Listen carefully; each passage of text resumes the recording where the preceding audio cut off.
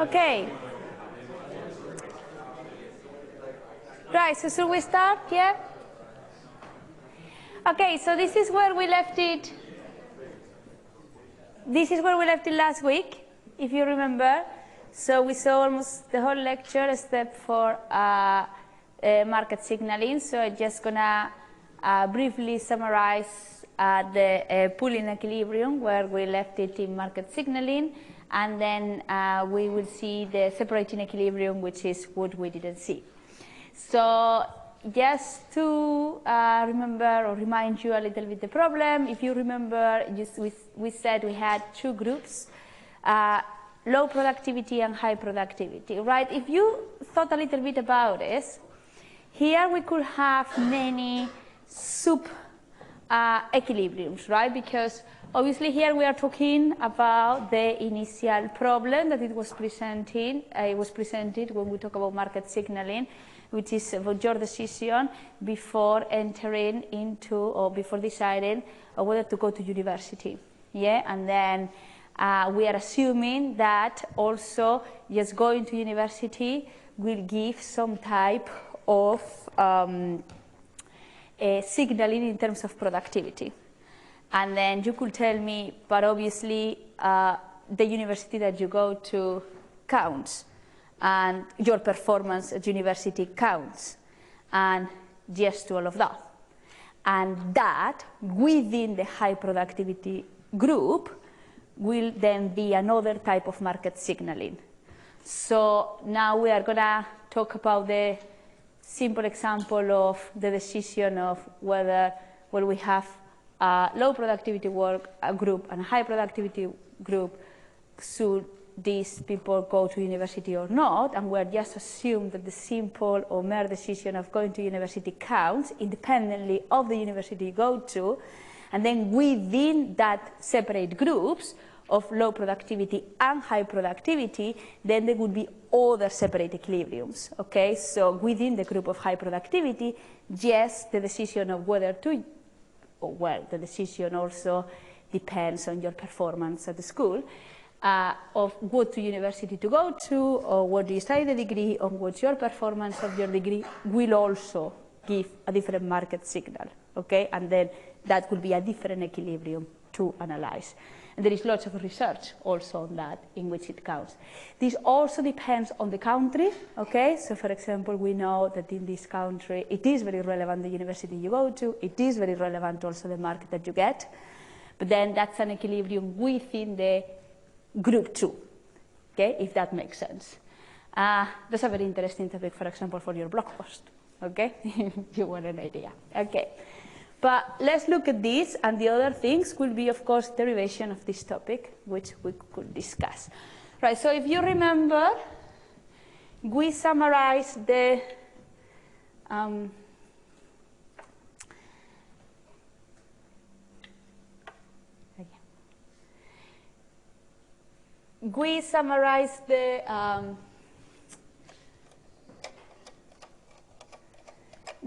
information that you have in that slide, something like in this table. That's what we did at the end of last lecture, right? So we said, okay, we have group 1, which it was low productivity. I think you have here, yeah? And so our low productivity will be the ones that ultimately will decide not to get education, and then the high productivity will be the group 2. And then we said, so this is just the information that is in this slide, right? So because we're economists, we like to just formalize words in like tables and equations, right? So, and then we said, okay, let's assume that we have P proportion of the population of group 1 and 1 minus P of group 2. And then this is telling us that the productivity in terms of salary for 10 years is 100 and 1,000 pounds. So over 10 years, so each year is 10,000 for the group of low productivity and 200,000 for the group of low productivity. And then the last 5 minutes of the class, we said, right, so if the employer is not able to distinguish between low and high productivity, then what happens is that it has to come with an intermediary salary. Now, this is a little bit the same idea of price discrimination, right, that you may have seen with Mario. I may go into a whole garden here. But if a firm is actually to distinguish between the maximum willingness to pay, so I'm trying to relate it to other modules, then what it can do is to price discriminate. If not, what does it do? To choose an intermediary price. Yeah? So we're a little bit the same, but with salaries. So what we do is to pull the equilibrium, right? So if we have a pull in equilibrium,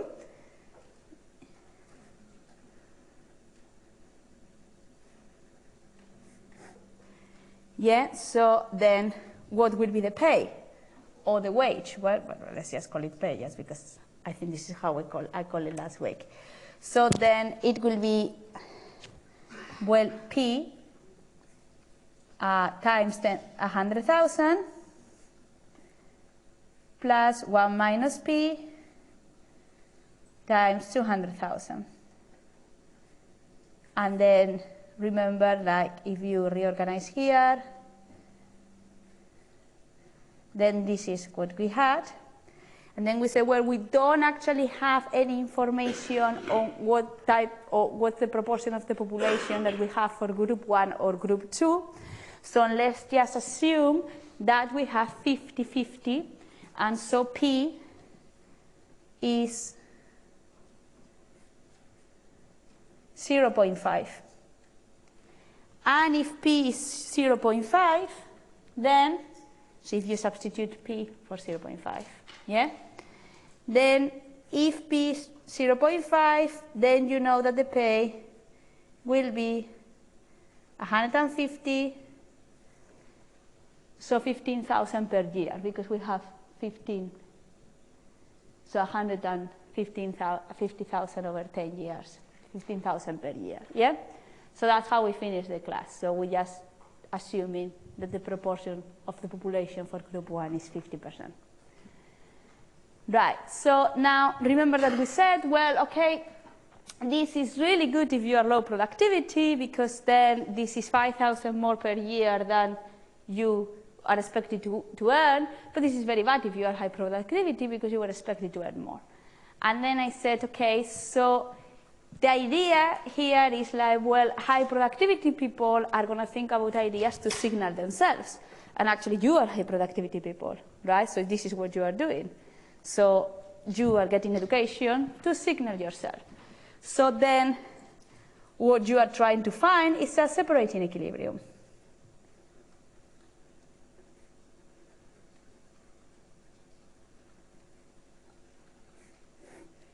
Right? So what we are going to see is like, well, you are going to go to university, you are going to get education, and the idea here is that if we call Y years of education,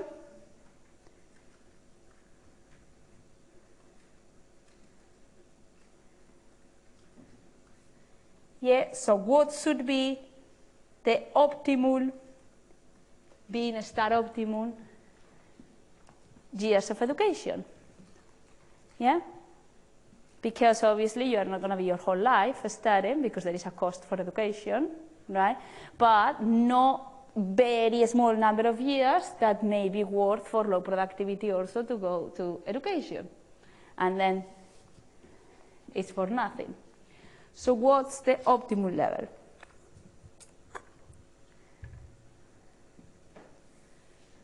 Right. So don't worry too much about the slides, so we're going to replicate everything in the slides here, okay, reasoning about it. I mean, worry, but don't worry too much. We're going to do it. Okay, right. So now, the thing is, there is a cost for education. But there is not just the, and here again, bear with me, because obviously the cost for education, you are gonna tell me, but this varies a lot per country, okay, again. So in some countries it will be almost free, in some countries it will be more expensive. Here also, if you think about it, it will depend on whether you are a home student, whether you are an overseas student, okay? Now we can discuss about it a lot, not just that, but also the financial system. It will also depend, depending on what type of student you are. Right.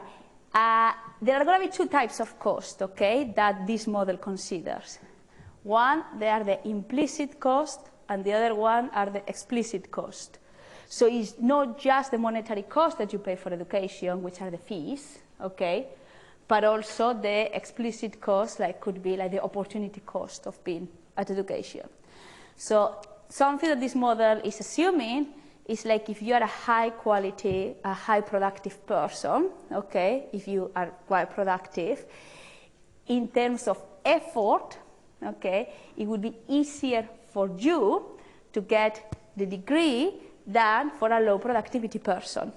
And that, in terms of opportunity cost, will be translated into less cost. Now, how the model will account for that is to translating it into a less cost. Okay, so that 20 or 40,000 will not be just fees or what you will think as just an explicit monetary cost, but will be the implicit and explicit cost. The fact that it's just double is just probably merely a generalization and exaggeration of the model, okay, if that makes sense. So, and obviously here it is an exaggeration. But it's basically based on the research paper, okay? I didn't make up this. Okay, so what is the model is telling you in this case is like, let's assume that for group 1, okay, so C1 will be the cost for group 1, which is the low productivity, right? The cost would be per year of education around 40,000. This model was made for US, okay? And the cost for the high productivity will be around 20,000 per year. But this will not just be the explicit cost, but also the implicit cost, okay? So the opportunity cost of going to education. And it's trying to translate it into monetary cost, okay?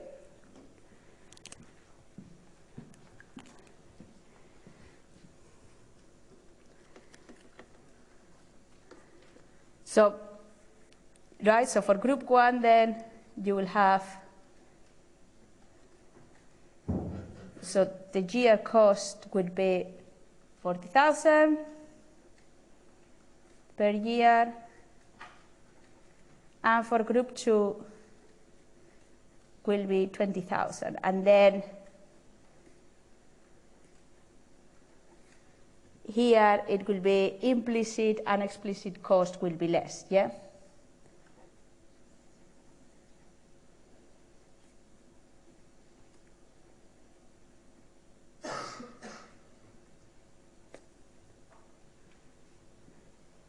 And now, of course, here it will also come the argument of within the high productivity, right, there is also differences in cost, right? So within the implicit and explicit cost, are we assuming that all the cost for you will be the same? Yes, of course, the model is assuming it.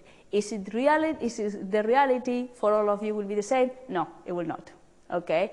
There will be differences, and that could be a different model, okay? Because that will be the market within the high productivity, right? And you could argue to me that if this was a discussion question, completely true, because within that high productivity people, the mark that you get, okay, for your degree will count towards how do you perform overall in the job market. Of course, yes.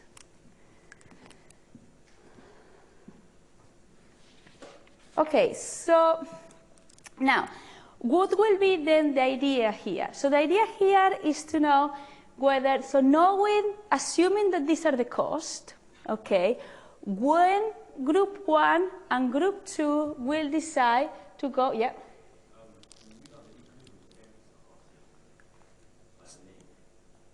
The name? Pooling. It should say in the slides, though, in one of the slides. So this is pooling, P-O-O-L-I-N-G. just when you pull the equilibrium, you know, like the same equilibrium, yeah?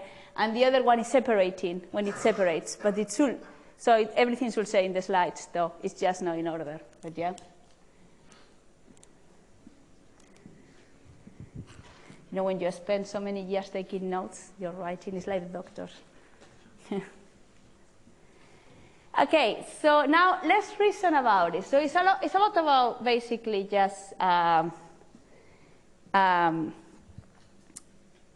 rational reasoning in reality it is. Okay, so when group 1 and group 2 will decide or not decide to go to university, right? So let's go first through the idea of group 1, okay? So then group 1, which remember is the low productivity work, so low productivity group, yeah? So group 1, let's make a note here, low productivity. Let me find the relevant slide. So it will be this one, okay? But this is already worked out, okay? So I'm going to show you where it comes, this working out from, okay, in the slide. And the graphs, don't worry, we'll come back to the graphs. So low productivity, right, will decide, so doesn't go to university,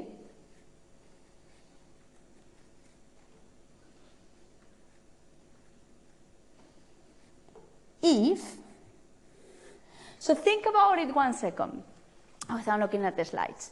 So when group 1 will not go to university, so group 1, without going to university at all, they will earn for sure 100,000, right? This is what they know they deserve because they are low productivity. Now, they will not go to university if their cost of going to university, so if they go to university, they know they will earn 200,000. They are marketing, they are giving that signal that I'm high quality.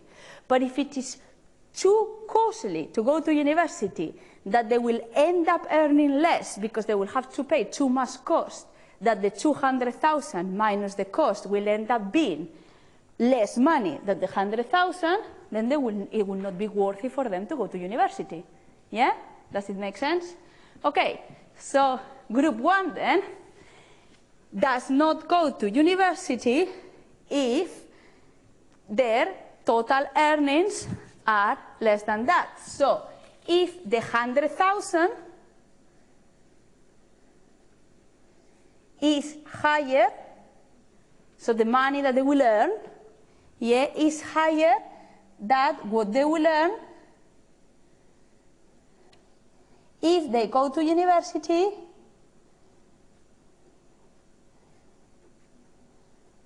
minus their cost. So this case, they will not go to university because they earn more. So this is the money that they earn without going to university. And this is what they earn if they go, because they are signaling themselves as high productivity, minus the cost of going to university, the cost per year multiplied by the total years of going. Or the other way around. If they are going to end up with less money after going to university because it is too costly to go, then they will not go to university. Yeah? Okay. Now, if we solve there for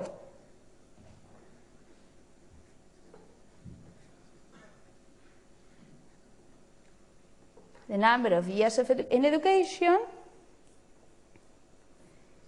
you will have that this is higher than 2.5 years.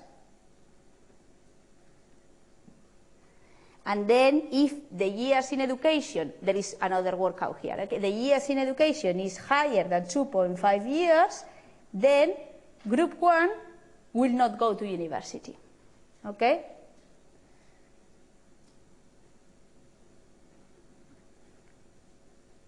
So this is the first.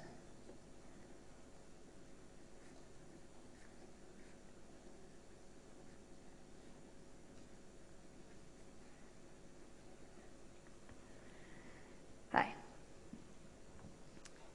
Second reasoning process that you have there. Group 2. Now, for them, the problem is different. When group 2 will decide to go to university, because they are the ones that want to market themselves, yeah? They are the ones that want to say, well, I'm high productivity. When they will go to university? When if the other thing happens, right? If, even though going to university, even though there is a cost of going to university and discounting that from the 200,000 that they are going to earn, they will still have more salary than not going. If they don't go, right, they cannot differentiate themselves. So, group 2 will go to university, which remember, group 2 is high productivity.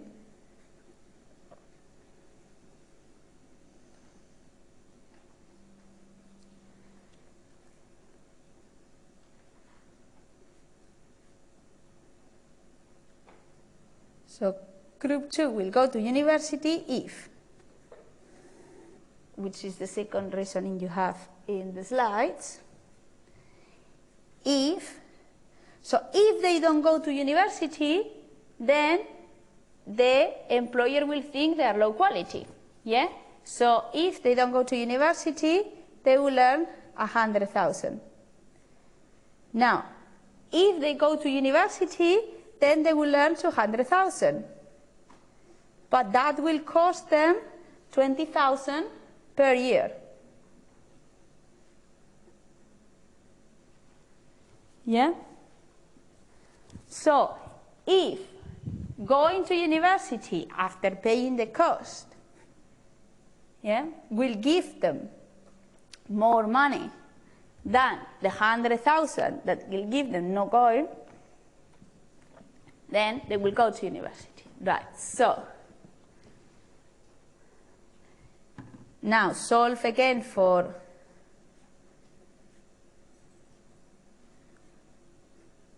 years of education,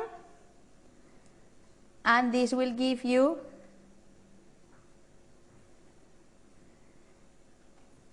less than 5. So if the years of education is less than 5,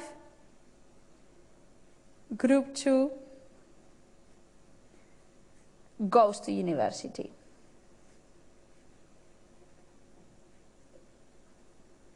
So the optimal number of years is between 2.5 and 5. Why? Because if it is higher than 2.5, then low productivity will decide not to go to university, and if it is less than 5, high productivity will decide to go to university. So that will be the optimal level of years. Okay?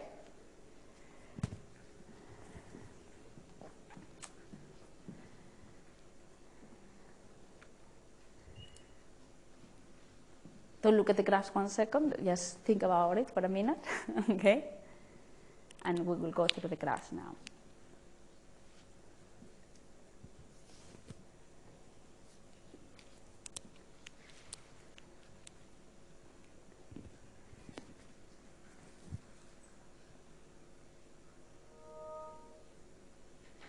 Now, everyone understands the reasoning behind market signaling in education, okay? At the end of the lecture, we will actually see the formal model of this. Okay, so then look, for example, graphically, right? And see, for example, what will happen with an optimal level of years going to university. As I told you, the paper was done for America, that's why it says college there, okay? Of 4, because that's within that bracket, okay? So if we actually plot that equations there, which is you have group 1 and group 2 there, and you have the cost functions, okay, represented by the red line. So you do have low productivity on the left-hand side, high productivity on the right-hand side, yeah? So you see that the optimal years, right, how it could be for looking at group 2 from 4 right? So it is exactly the one that is less than 5, right? If you go above, then it is too costly, and they will decide not to go to university, because what will happen is like they will end up earning less. Yeah? And that's what the graphs are trying to represent. That obviously the fact that they have been assuming that the low productivity has doubled the cost in implicit or explicit is having a very high effect on how these two groups are behaving, and we could spend an hour arguing on whether that's the correct reasoning. Okay.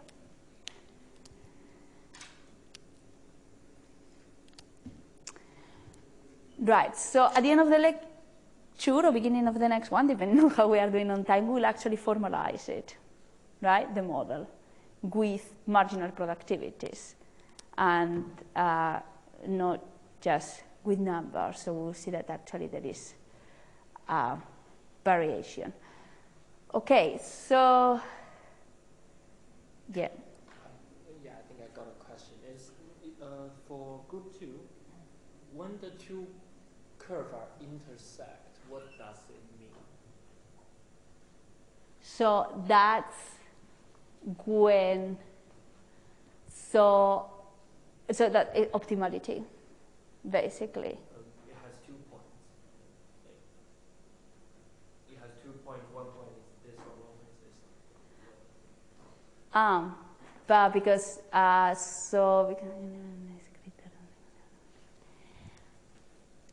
okay, because then it just becomes like flat in there, okay, but it doesn't get optimal again, if that's what you are wondering.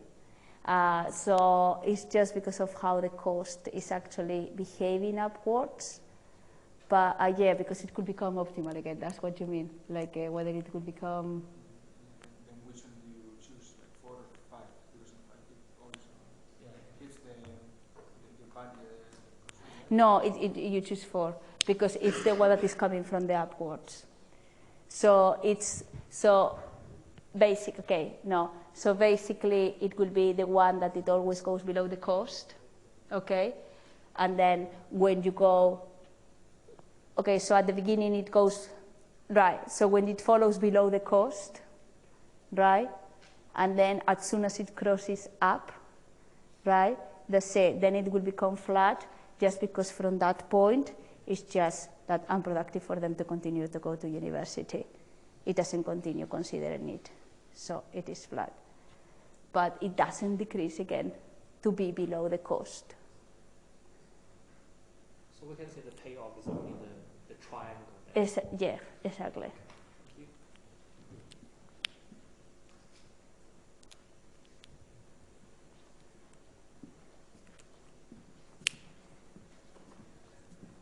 Yeah, that would be from the 0 to the 4, the triangle.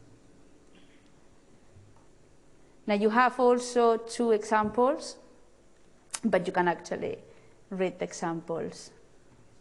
So we can move on from the next lecture. They're explained there. Anyway.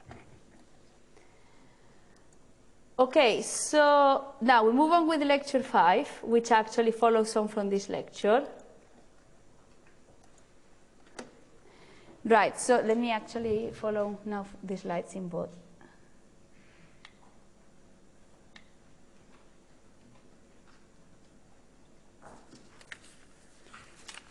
Okay.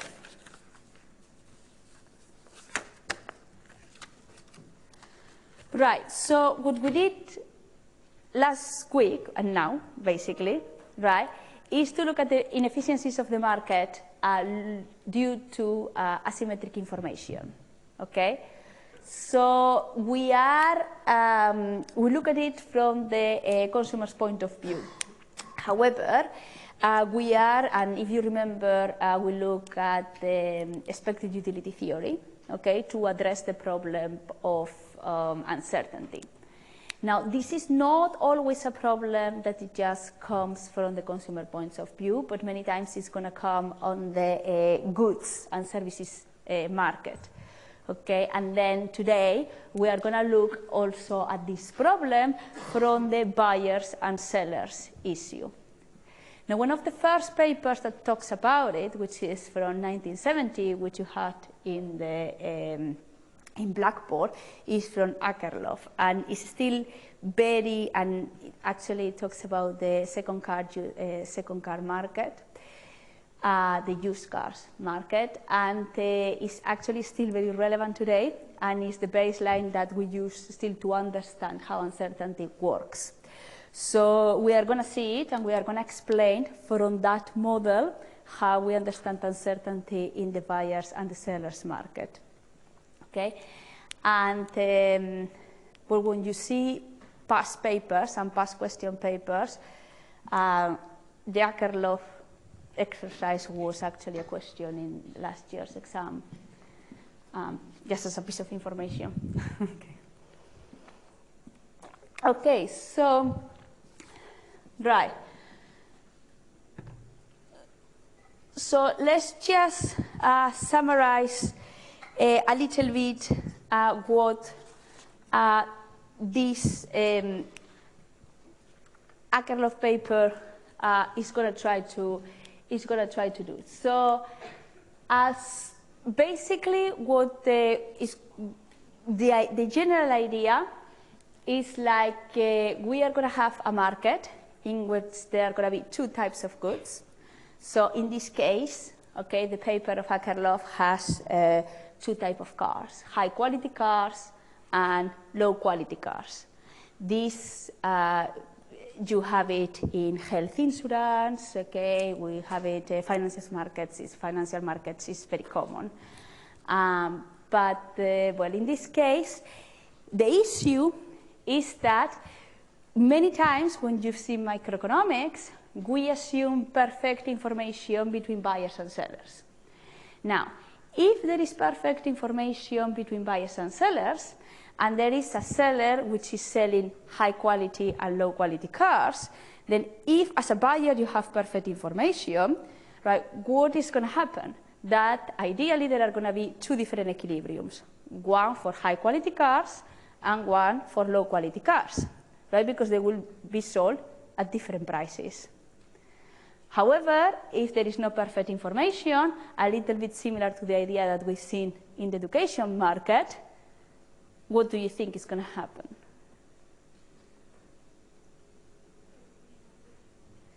There will be an average price. And if there is an average price,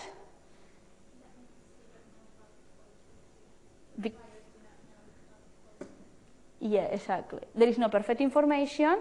The buyers don't know the quality of the cars. Then the good assumption to make is like their average quality. It comes to an average type of quality price. So what it will happen is that probably that average price will be above the low quality cars but below the high quality cars. So intuitively, what is going to end up happening? That the sellers of the high quality cars will not want to sell their cars. So Akerlof then argues that with asymmetric information, and that's what we are going to see today, will end up happening that those high quality cars will be drive out of the market.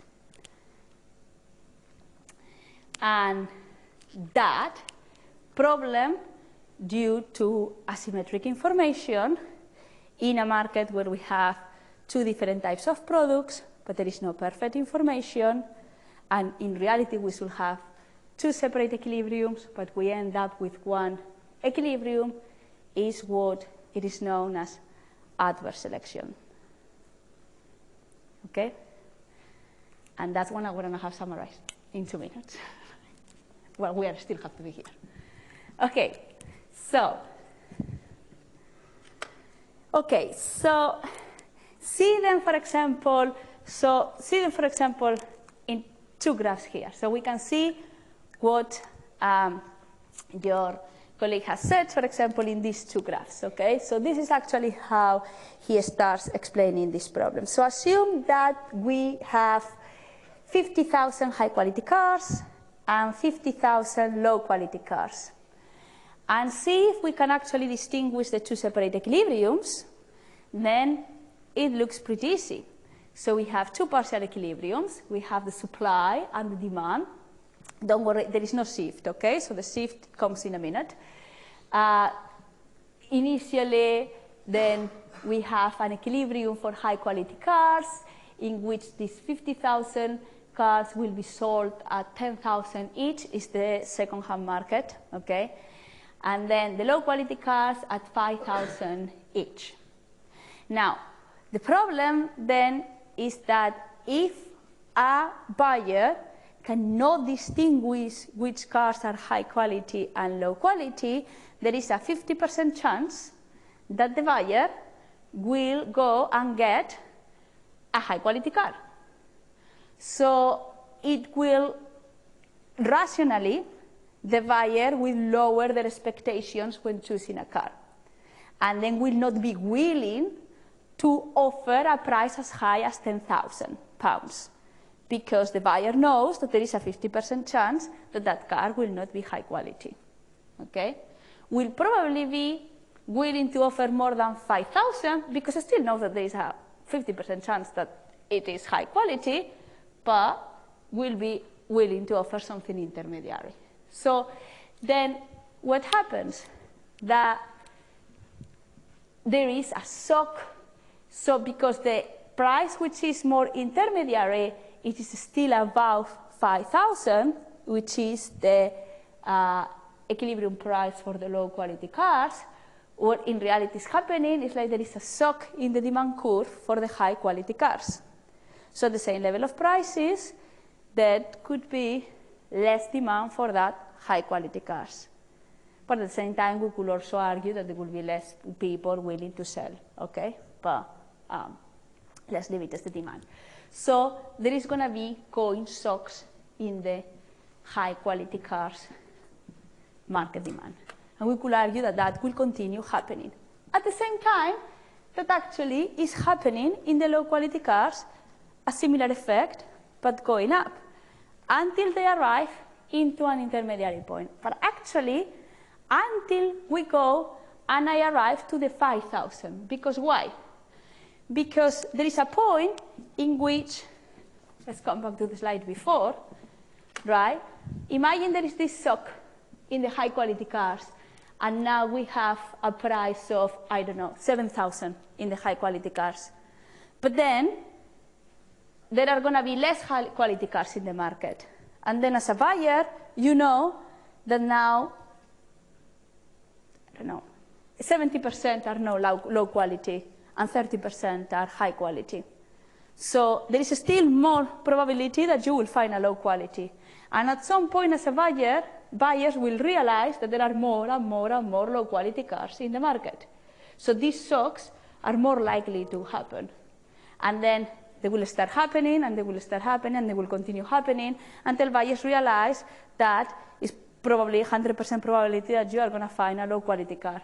So what will happen is, like Akerlof argues, that if there are enough low quality cars in the market, there is no way in which buyers can differentiate between the two types of goods, then they will drive out all the high quality cars because buyers will not be willing to sell them anymore. Yeah? And that is the problem of adverse selection if there is no perfect information because of the issue of asymmetric information. And this is how we linked last lecture with this one.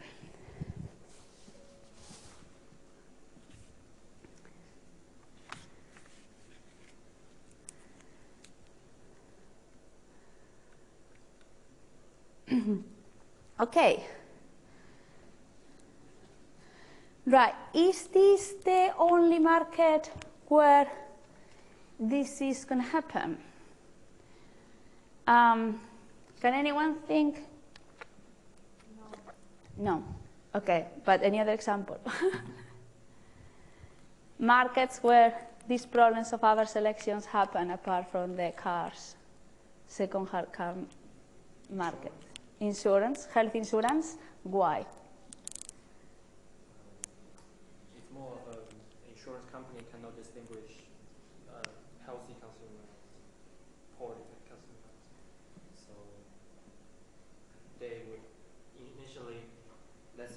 have perfect information, so they would offer a average price, and then that would drive out some of the consumer for buying the insurance market, leaves the poor consumer in the market. So then the insurance company would have to pay a bit higher, have to charge a bit higher to cover the cost, and then this go on and go on and go on until you drive out all the healthy ones. Yeah, yes, good example, yeah. Did you have the same example, or, yeah, okay.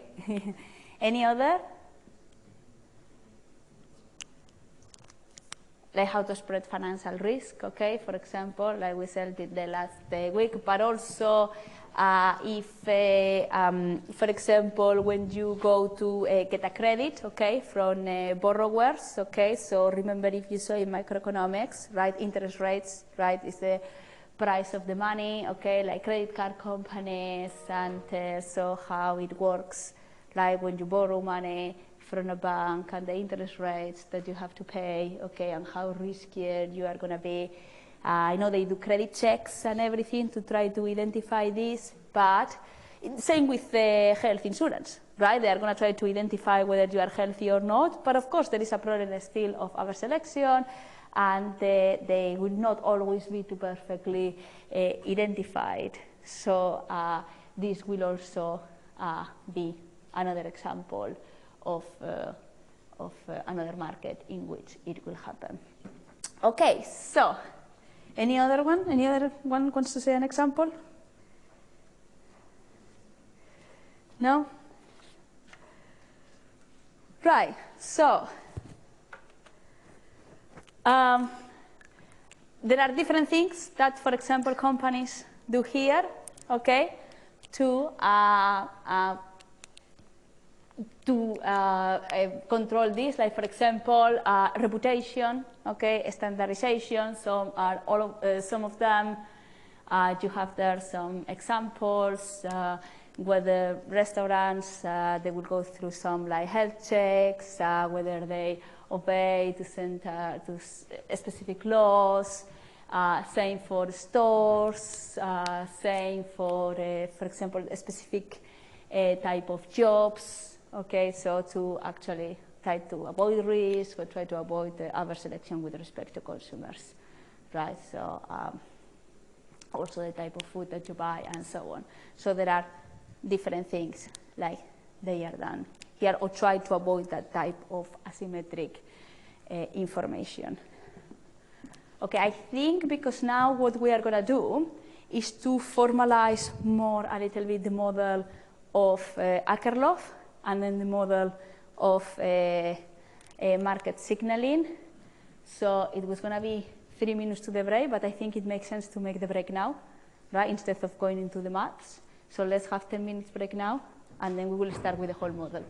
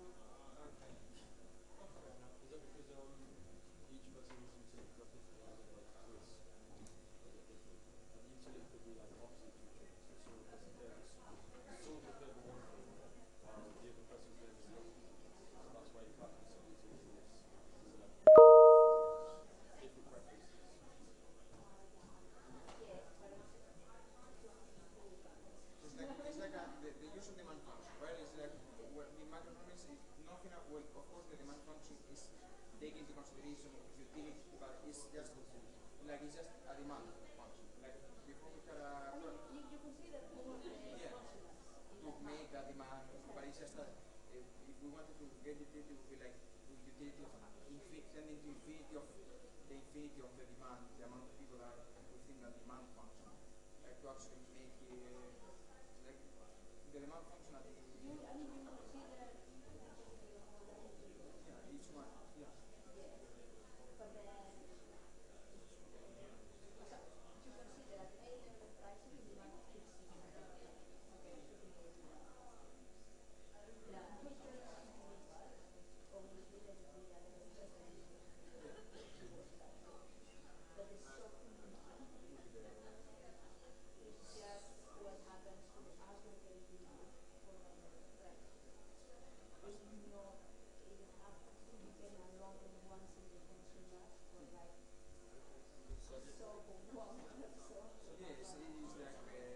there's a weak link and a strong link between the Okay.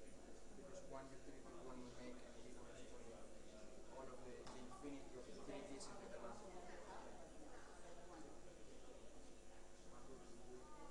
My last question is, when we do a group project, do we have to choose the topic from what we learn in these courses, or can we choose from previous courses? Like Michael would do that.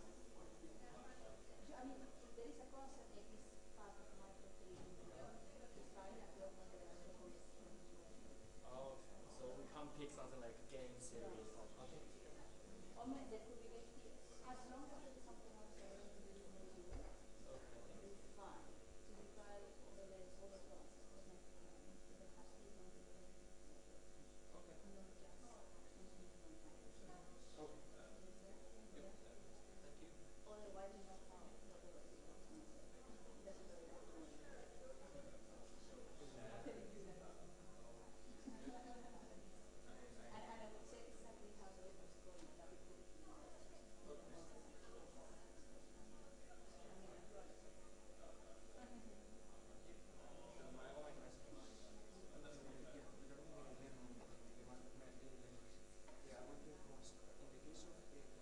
Amazon, eBay, and those things, don't you have the same situation where at the beginning it is the reviews of these sort that are symmetric information, because you can see the same thing, a mouse for a computer, and you have an infinity of mouses, and at the very end you will have to, the only way the consumer is going to do is high quality, low quality, is maybe using the reviews, but if it's not reviews, the seller will have to also try to be more flexible.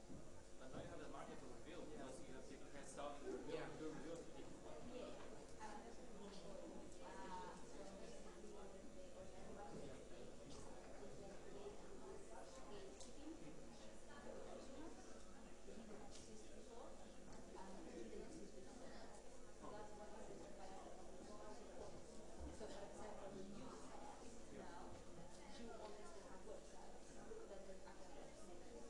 Was you have to go up to a place and you see the both cars and you have to just trust the other person.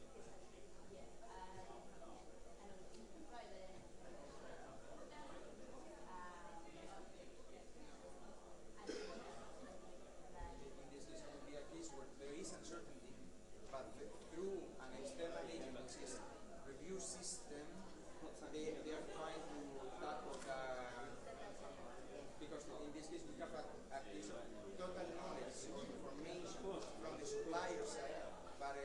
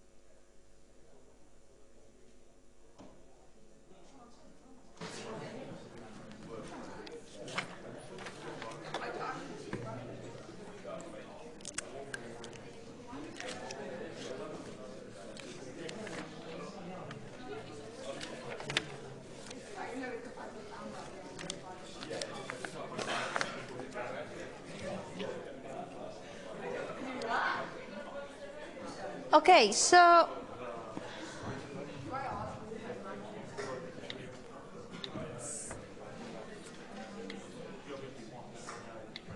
right. So let's assume then that, right, let's try to see then exactly what Akerlof does in his paper. There were very good points here of, obviously, in the 70s, things have changed a lot, okay, and obviously something that we will go seeing progressively in the module, which there will be different concepts like information cascades, herd behavior, bubbles, okay, we'll build in on all these things of asymmetric information. And yeah, there will be also very interesting things that you could actually also think about for your blocks. Okay, so let's see a little bit exactly what Akerlof explains in his paper. So we have high quality cars. So again, what I'm not going to do anything here that is not in your slides, okay? So what we are going to do is just explain a little bit step by step, yeah? Right, so we have high quality cars, which, by the way, don't ask me why, okay? In the paper, he calls peaches, probably because he really likes peaches, okay? And low quality cars, which he calls lemons. This is why it is the market for lemons. Okay, so the lemons, he say, which are the low quality cars, they sell between 1,000 and 1,200, and the high quality cars, they sell between 2,000 and 2,400, okay? So let's just summarize. So the high quality cars,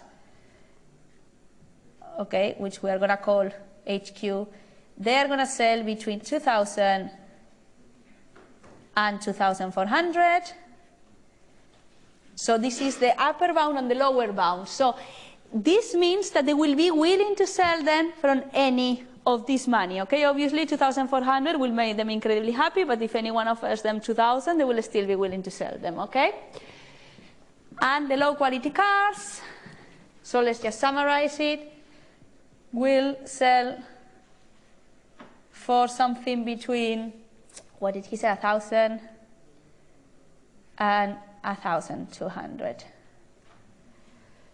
Okay, but in reality, what we have here, let's assume from the start that we have a problem of asymmetric information. And buyers, if we have this problem of asymmetric information, they can distinguish the high quality from the low quality cars, right? This is what we explained at the beginning, right? So what price will buyers be paying? Okay, so it says that, right, let's assume that we have Q, a fraction of Q high quality cars, okay? So we have Q high quality cars, and so we will have Y minus Q low quality cars. So what's going to be the expected value, right, of a car? And this is similar to a little bit how we calculated the expected value last week, yeah? So the expected value of a car will be, let's go for 1,200, which will be maximum willingness to pay. Let me write that just for abbreviation, but this will be maximum willingness to pay for a low quality car, times the amount of low quality cars in the market. Doesn't matter if you do it first for low quality and high quality, because it's a plus here, and then plus the maximum willingness to pay for a high quality car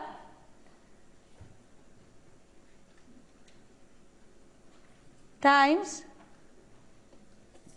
the amount of high quality cars, yeah? Now, the thing is to know exactly the expected value. Again, MWP is maximum willingness to pay, okay? It's too long to write maximum willingness to pay. Okay, so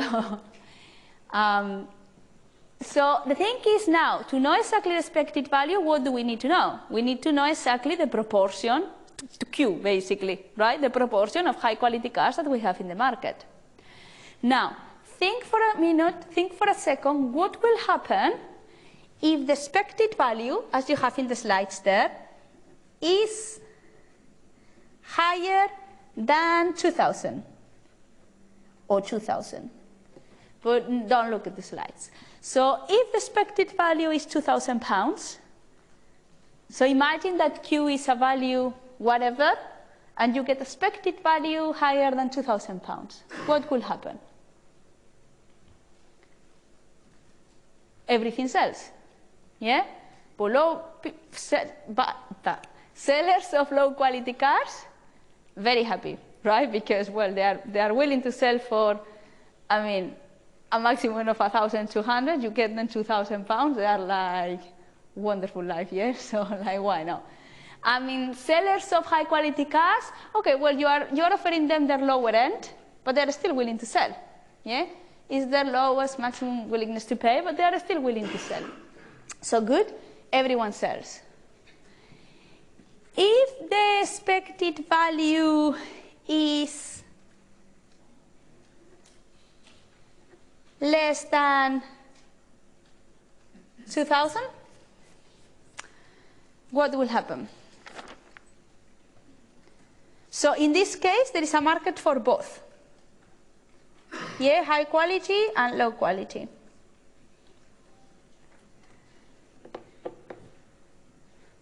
If the expected value is less than 2,000, what do you think will happen?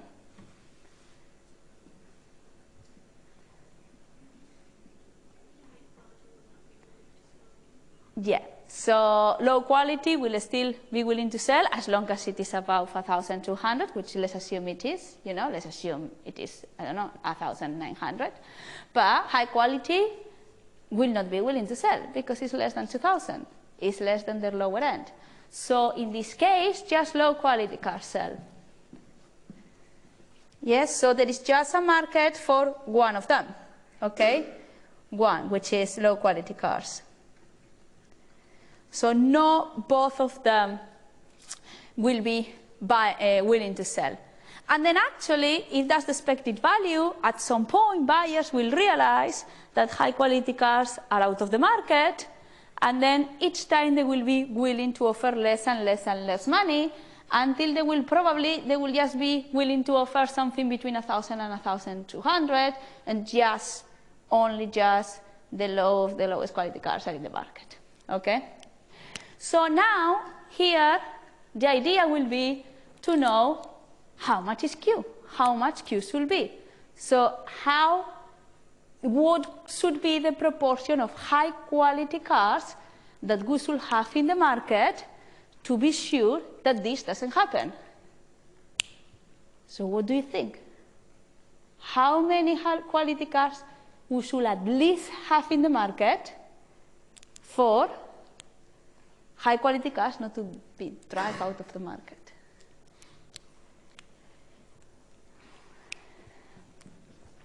What would you do?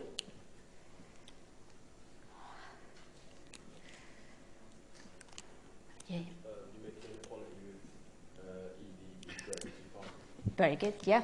So basically, we know that the expected value has to be at least higher or equal than 2,000, yeah?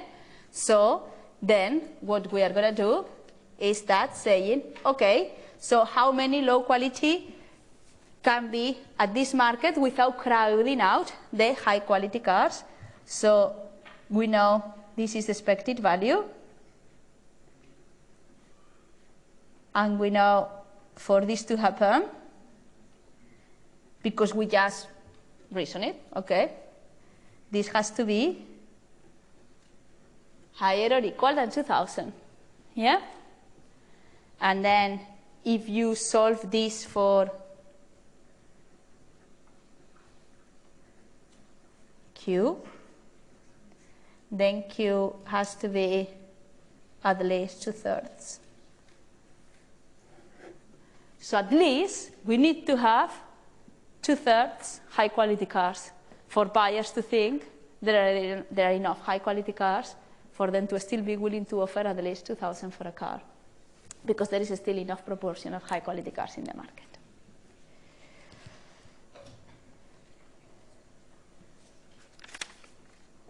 So in this case, as in the case of the market education, we have different, so we still have the option of basically two different equilibriums, right? We still have the option of whether it could be that there is a pooling equilibrium or two separate equilibriums if we are able to distinguish. Okay.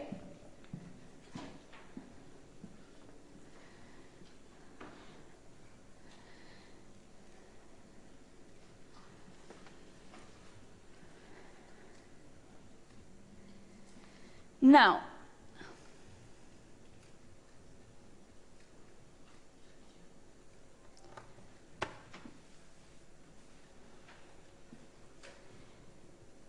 what if there are more than two types of cars, right? So let's look then at this separating equilibrium. So that's the 2/3 that we just saw in the slide. Okay. Suppose that now a car quality in terms of monetary price, so similar to the problem that we just have, okay, is distributed. So the value of the car could be between 1,000 and 2,000, right? That obviously will indicate quality from low quality to high quality. Now, any car that you take in this market, right, the seller, any single seller will value it at X, so for example 1,000, and the valuation of any buyer will always be X plus 300. So for example, take a car that the seller values at 1,000. The valuation of the seller, because it doesn't have perfect information, will always be £300 higher than the valuation of the seller, right? Yeah. Is 300 arbitrary? It's fixed. It's arbitrary for this example, yes.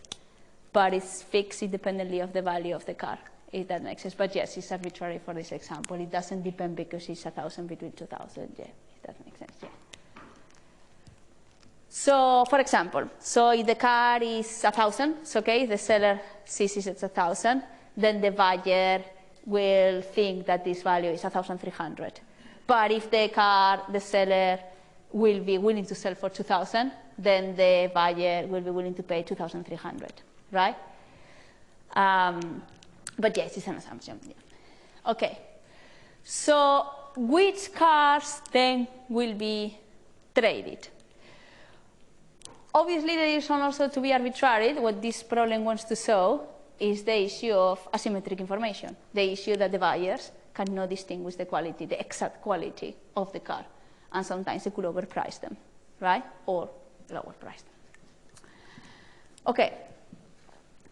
So actually, before passing it to the slide, let's actually doing it, okay, and then we'll look at the slide. Right, so as the quality of the car is, let's change this, uniformly distributed between 1,000 and 2,000, so then the expected value of the sellers, okay, what is going to be? So the expected value of the sellers, and again, you have everything in the next slide, okay? I'm just doing it so you don't, well, let's just look at it, yeah. The expected value of the sellers, right, will be 1,000 plus 2,000 over 2, just the intermediary point. Just because we are assuming it's just uniformly distributed between all the cars. Now, remember that what we are saying, and it's said in the slide before, sorry, is that any car that a seller value at X, so this will be X, is valued by a buyer at X plus 300, okay? So if this is the expected value of a seller for a given car, X, then the expected value of the buyer in this case will be the expected value of the seller plus 300, So 1,800. Sorry. Yeah.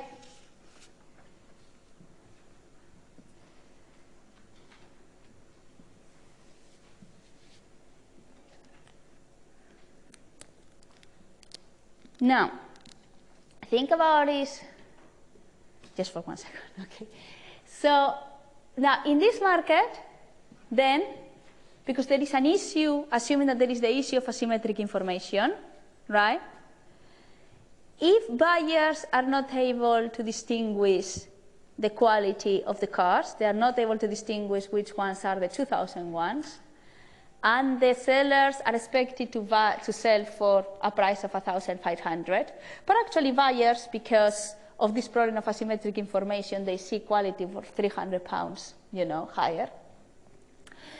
And then they are willing to offer as much as this. But this is the maximum that they will be willing to offer, right? So what is then going to happen? Everyone selling below, so 1,800, so everyone that is selling from 1,800 to 2,000 will be out of the market, all the sellers, because nobody will be selling their car. So, all right, so there are cars from 1,000 to 2,000 in quality, yeah? Now, the expected value of the buyers is 1,800, yeah, with asymmetric information. Right, that's around here. So all these cars will not be sold because the buyers of these cars, assuming that 1,800 is here, I'm not sure if this graph makes any sense, okay, it's very random, but all these cars there from 1,800 to 2,000, all these sellers don't have a buyer, yeah? Okay, then what's going to happen? So all of these people have been driven out of the market. Now we have a new market in which we have cars new market. So this was problem one.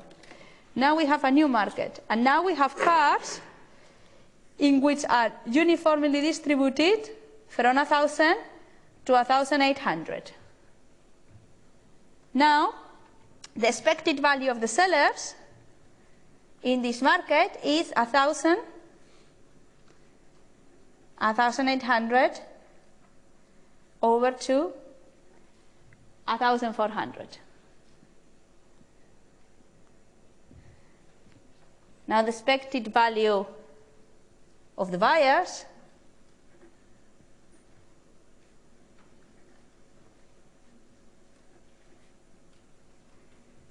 is 1,700. So from 1,700 to 1,800, those sellers who were selling the car from 1,700 to 1,800 out of the market. Yeah? So you see slowly they are driving them out of the market. It's a little bit similar to the idea of the graphs that you have at the start of the lecture, if that makes sense. So you see they are slowly driving them out. When will it stop? I'm going to give you 3 minutes to figure out when they will stop. At exactly what point? What do you think? Or never? Yes, never stopping. Come on, 3 minutes. Think about it. I know you have it in the slides, but you need to think about it, so. You can talk, you can do it in groups, I don't mind. I'll give you 5. So you just don't listen to me, that sometimes can be very boring.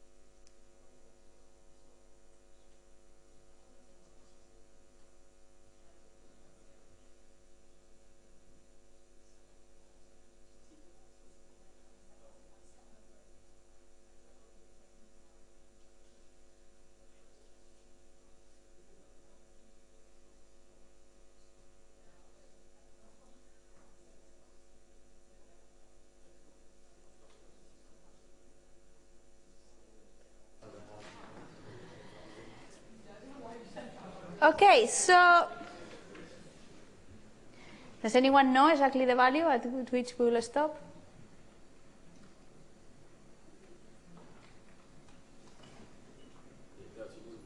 Hmm?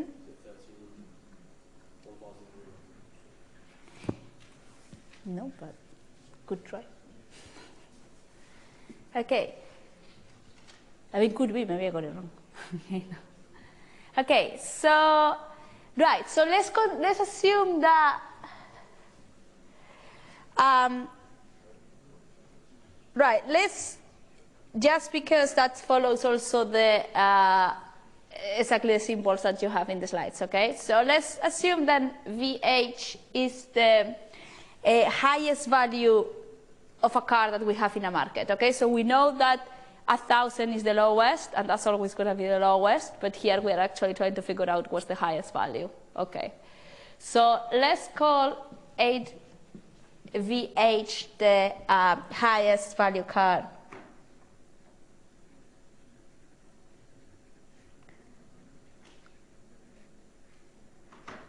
So that will be the highest value car we have in the market.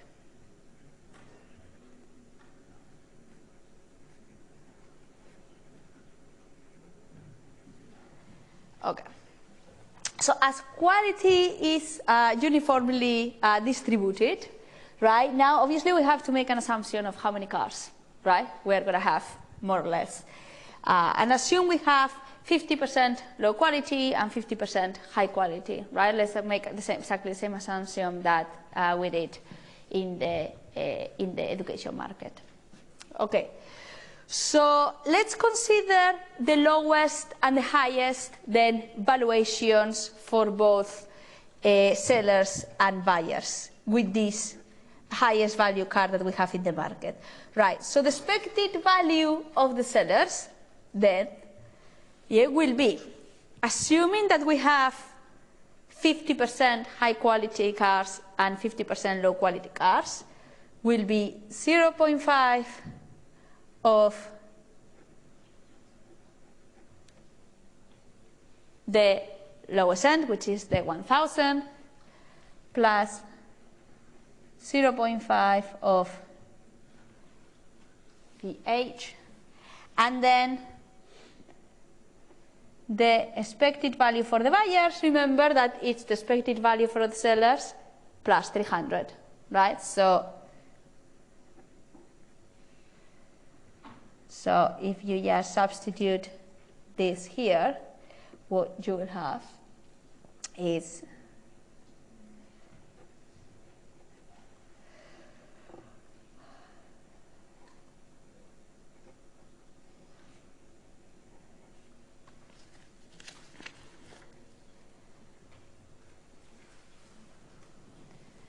now the expected value of the buyers must be the price that the buyers will offer, and so the price that the seller of the highest value car in the market must accept. Okay? So then, how do we translate this into equations? So 0.5 times, I mean, you can operate here directly, okay?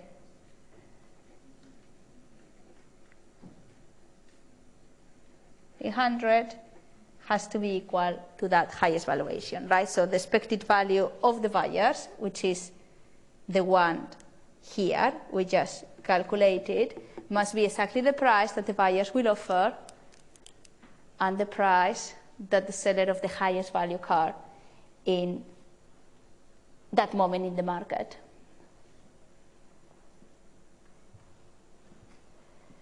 And so the only thing that we have to do now is to solve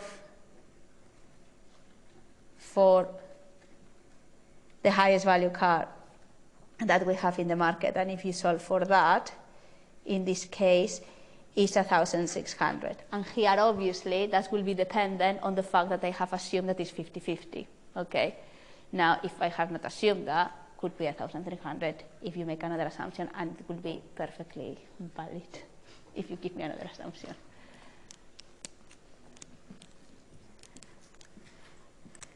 And also under the assumption that I have done the random fact that is the 300 part that your colleague also pointed out at the start. Okay, valuation over valuation. So,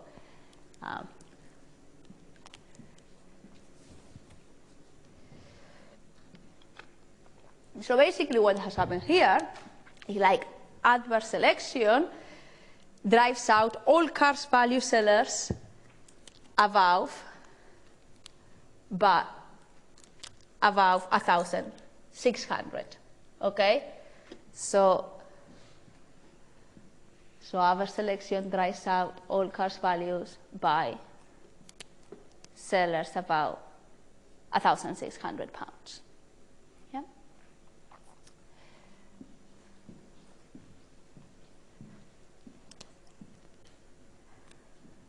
Okay.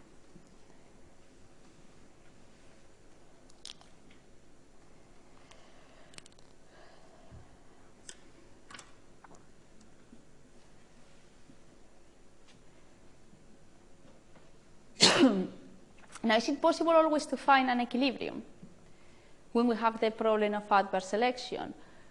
No. And then is when market signaling is going to become incredibly relevant, when it's not always to find an equilibrium. And then for this, actually, I've added a very simple example, which is going to link us directly to formalize the, so this is just exactly that, okay? The 1,600 that we just calculated in the slides, what we just have done. Okay, so for this I have added just a very simple example in which, with some umbrellas, in which we don't find an equilibrium, and this will link us directly to formalize the model of market signaling. Right, so for example, in this case, assume that we have umbrellas, right? And there are high quality and low quality umbrellas. Now here it's going to become very relevant, the production cost. And you know that to calculate profits, you know the marginal cost. So in this case, again, I was actually explaining to your colleague before, with many goods which are experience goods, what happens is like consumers don't know how to differentiate or they cannot know the quality of some goods before buying them, right? So nowadays, you will rely a lot in reviews, of course. That was not available some years ago. Okay, so how would you distinguish the quality of them before buying them? So that was, I mean, it was a big problem, okay, uncertainty. But still, there are issues with reviews. Sometimes, I mean, there is a way of going around it, okay, but it's not perfection, so there will still be a problem of adverse selection and uncertainty. But for example, in this case, assume that buyers cannot distinguish between high quality and low quality. If they were able to distinguish between high quality and low quality, they will be willing to pay £14 for a high quality umbrella and £8 for a low quality umbrella. Now the problem is the cost of production, and the cost to produce a high quality umbrella is £11, and the cost to produce the low quality umbrella is £10. Now, if my consumers think that all umbrellas in one shop are high quality, then they will be willing to pay £14 for them, right? Now, what is the thing here? Imagine you are a producer of high quality umbrellas, and then you spend £11 producing high quality umbrellas. Then what is your profit? £3, because they are paying £14 for each umbrella that you sell, and you have a cost per umbrella produced of £11, so per umbrella you get £3 profit. But then there are another set of producers selling in the same store, which are the low quality producers. These people produce at a cost of £10. Because consumers are not able to distinguish the quality, they are still selling at £14, okay? And then they are getting a profit of £4. So there is a high incentive for you as a high-quality producer to switch to be a low-quality producer, because then you will get £1 extra profit. But what about if you switch? That then if all the umbrellas end up being low quality, then consumers at some point will realize they will not be willing to pay the £14, and they will end up paying £8. And they will not be productive anymore, because then the cost is too high of producing them. Yeah? Here we could go again through the problem of actually calculating how many high-quality umbrellas, at least, they will have to be in this market for this not to happen. Okay? And it will be over 50%. Okay? In fact, you can do it at home instead of me doing it here, because it's the same problem. But what is the problem? The problem is a problem of cheating, and you saw this on Micro 3, because there is a very high incentive, okay, for you to switch to low productivity, to be a producer of low quality, because you will have more profit. Then you will always end up switching, and so you will always end up in the equilibrium in which we will end up not selling umbrellas, right? So what is the idea here? The idea is that there is no market for umbrellas. At least you are able to market signal yourself, right? If you are able to market signal yourself as I'm high quality, like for example, having a brand, okay? This is a discussion question for you, when you see the tutorial for next week. This is a discussion question, are brands, for example, and this is a discussion question because some brands will be, some brands will not, okay? I don't know, something that actually signals quality, okay? And so my consumers are able to distinguish, because otherwise, what's the point? Otherwise, there is a high incentive for this to switch, and so there will not be an equilibrium at all in this umbrellas market. And so this then links to also the problem of market signaling. So if there is no way for you to market signal, for example, in the education market, so what's the point then for you to go through the whole process of education, right? Okay, so saying that, we've seen many numerical examples of this, but how can we actually formalize the model, the actual model of market signaling? Okay, right, so, and that's how we'll end up the lecture today, formalizing the model, yeah? Right, so,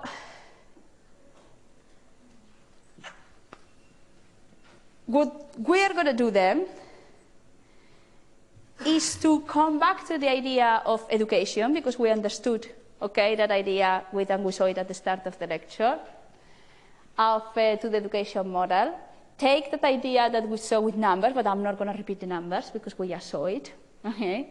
And what we are going to do it is to formalize the model, and that could be the overall model for all the levels of signaling. Right, so again, we will follow together here and there, okay? So you can see what we've done. Right, so we remember that we saw, and this will be a way, of course, of dealing with asymmetric information and adverse selection, right?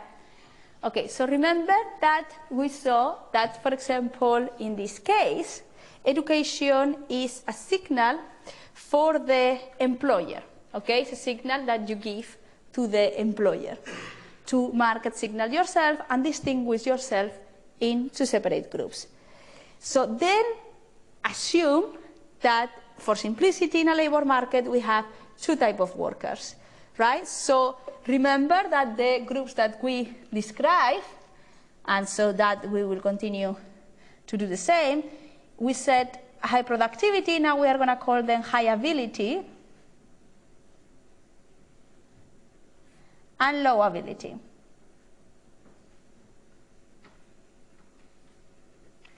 Okay, now, in terms of the productivity that it will give, right? So remember that that was going to be your productivity in terms of how much outcome you will be able to produce, right, when you are working for the employer, right? And that is what? Your marginal product, yeah? Your marginal production. So high ability workers, then let's call AH, that will be your marginal product in terms of production, right? So that's your marginal product, but just high ability workers, yeah? And for low ability, this is their marginal product.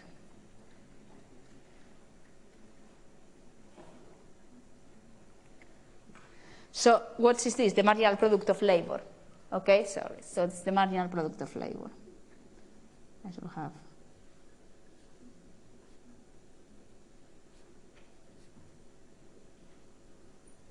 Yeah. So what is the marginal product of labor? Is the increase in production of the last worker employed by the employer. Okay? So the increase in production of the last worker employed by the employer will be different if it is a high ability worker or a low ability worker. In principle, in fact, we're going to assume that it's going to be higher if it is a high ability worker than if it is a low ability worker. Yeah? So the increase in production of the last worker employed will be higher for a high ability worker than for a low ability worker. But that's consistent with what we've been explaining. Yeah?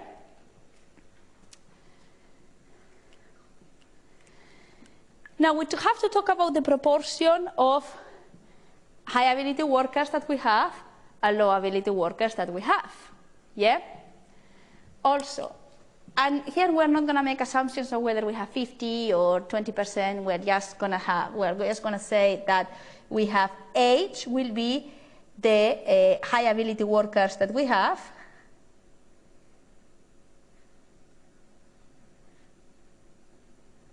And then 1 minus H will be low ability workers that we have in this market, yeah? Now, assume that an employer can actually distinguish between high ability and low ability workers. Then, what is the salary that they will offer them? Well, the salary that they will offer them then will be exactly the same than their marginal product, their ability, yeah? So the productivity that they are producing. So if they are able to distinguish between them, right? So if an employer is able to distinguish,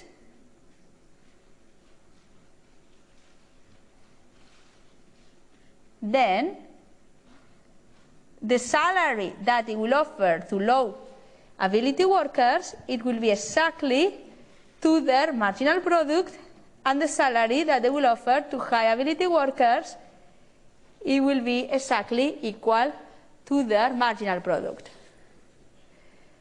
Now, what could happen if they are not able to distinguish? Then it will have to come to an intermediary wage pay, yeah? With the pooling equilibrium that we were talking about before, yeah? So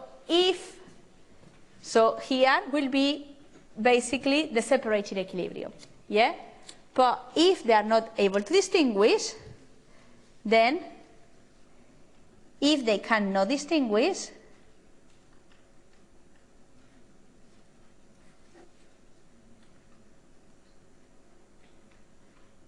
then it will be the pooling wage that we said at the start of the class.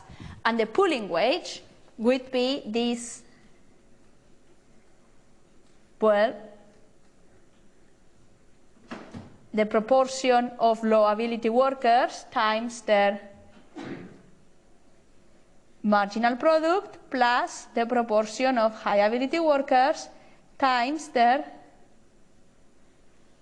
marginal product, yeah?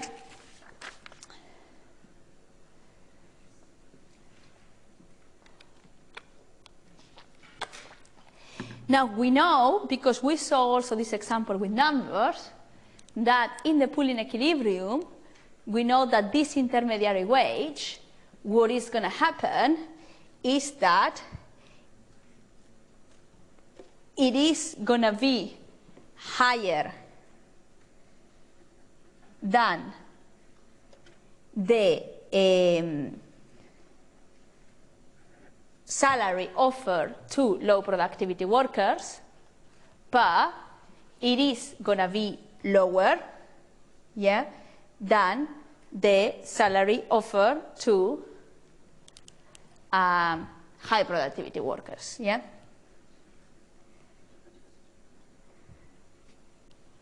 That's the whole idea of market signaling, yeah. So we know that's going to happen. It's going to be an intermediary point, yeah. Whatever the percentage is, like, we know that's going to happen.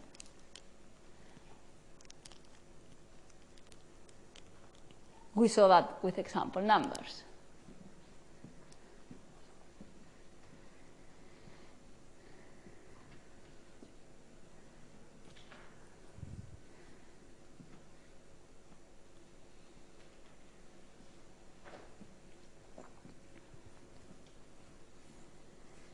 Now let's assume now that workers can acquire education cost. Now, and what are going to be the education cost? So now we are going to have, obviously, education costs which are going to be different for high quality workers, for high ability workers and low ability workers. Yeah? So again, let's generalize this concept. And right, so how we call it in the slides. So we have education cost. Yes, so we have education cost for high ability are going to be CH, and for low ability are going to be CL. Now, what we are still going to consider is like considering the implicit and explicit cost. The education cost for low ability workers are going to be higher than for high ability workers. How much higher? Here I'm not going to make the assumption of the double. Okay? So we're just going to leave it as just higher. So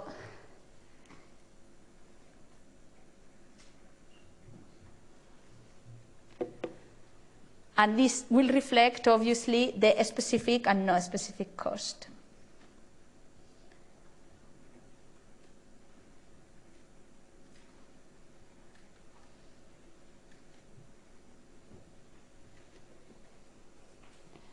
And we are going to call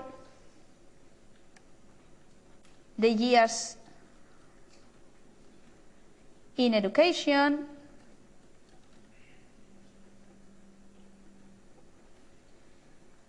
HE. So HE is going to be the years in education.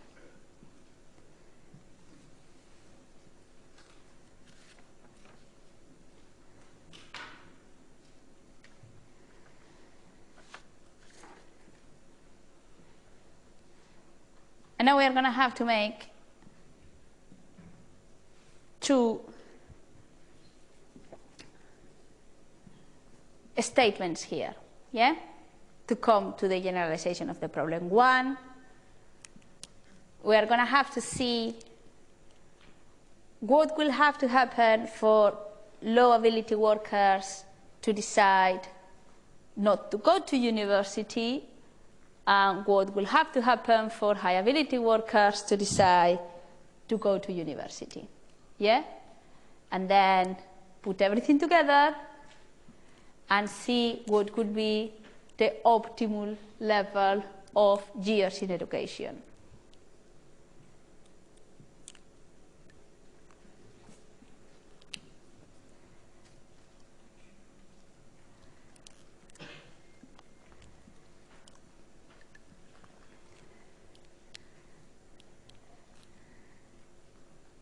And I'll leave that as homework because I think you had enough. So come on.